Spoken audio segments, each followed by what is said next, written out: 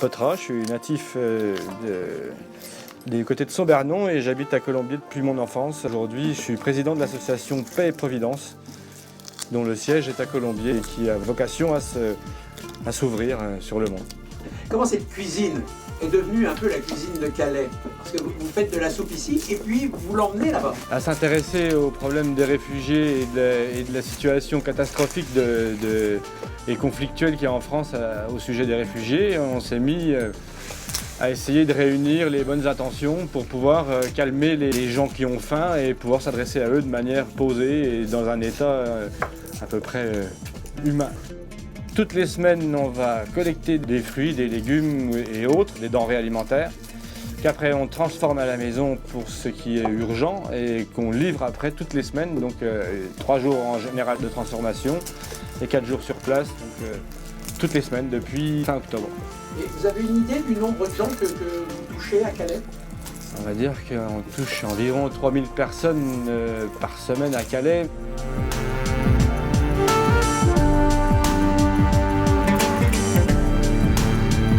Ma famille s'est impliquée, nous nous sommes tous impliqués les uns avec les autres parce que de toute manière, nous vivons comme ça. Le groupe sert d'un terrain d'expression pour le vivre ensemble et pour apprendre la tolérance, pour apprendre tout ça. Donc aujourd'hui, on vit une expérience familiale. Mais nous sommes tous volontaires. C'est pas eux qui m'ont suivi, c'est nous qui avons tous bougé ensemble.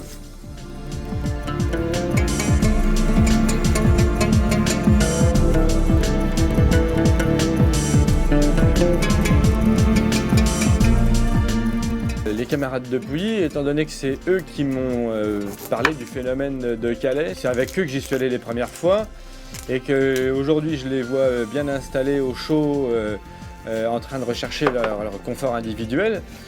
Moi je me fais fort de les responsabiliser sur le phénomène des réfugiés dans le sens où ils sont toujours ou des demandeurs d'asile ou des réfugiés. Donc le but c'est d'impliquer ce que beaucoup appellent l'intégration, de l'amener plus dans une implication à un problème global, parce que le problème des migrations n'est pas que le problème des réfugiés, il est le problème de tous.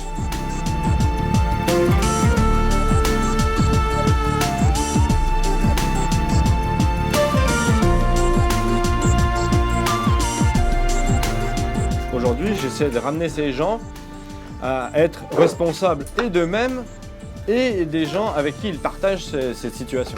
Donc l'association n'a pas pour but de finir en soupe populaire, elle a pour but premier de satisfaire nos instincts pacifistes et d'essayer de propager la paix de l'individu vers le collectif. Le 27 février, on organise à Bligny-sur-Ouche à la salle des fêtes La Paix aujourd'hui. C'est une journée de rencontre avec 2 repas à prix libre. Et d'ailleurs, on va exposer des mots qui évoquent la paix et c'est vous qui allez nous les donner.